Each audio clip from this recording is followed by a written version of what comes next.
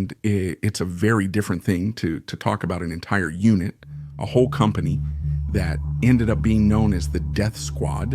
And no, it wasn't a sergeant in command, nor a lieutenant, not even a captain. The one in charge, there was a general, an eagle. They didn't get that nickname for exaggerating or trying to be interesting. They earned it because of what they did.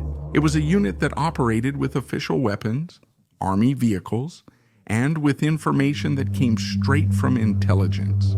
Everything appeared in order on paper and looked normal from the outside, but it wasn't always used as intended. The story you're about to hear was sent by a follower of the channel, someone who was there, who experienced it firsthand, and who still carries that with them to this day. I come from a family of military men. All of them had served in one way or another, but the one who was always my role model was my father. He joined the Mexican army when he was practically just a kid, only 16 years old, and over time, he became an instructor at the Heroic Military College. I grew up there for a while, and anyone who has lived at the Heroic knows what that environment is like.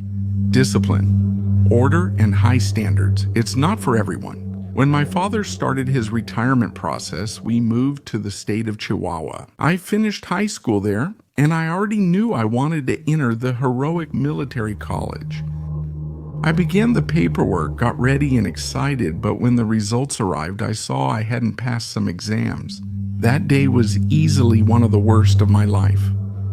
I felt I had failed both myself and my father, who had come so far. Paratrooper sergeant school, instructor. I wanted to surpass him or at least make him feel proud. That didn't happen. I felt defeated and talked with friends. I was told I could enlist as a soldier.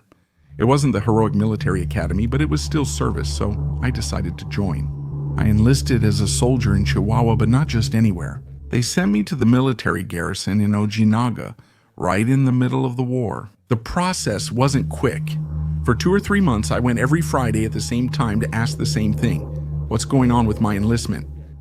The guard on duty knew me so well that he stopped asking for my identification until one day they told me it was finally ready. They gave me the shopping list and the date to show up, then I went home to tell my dad. Was he proud? Yes, but I also saw the worry in his eyes. During Calderon's 6-year term, things were at their peak. When I was told which company I'd join and who my sergeant and corporal would be, they quickly ordered us to prepare for a ceremony.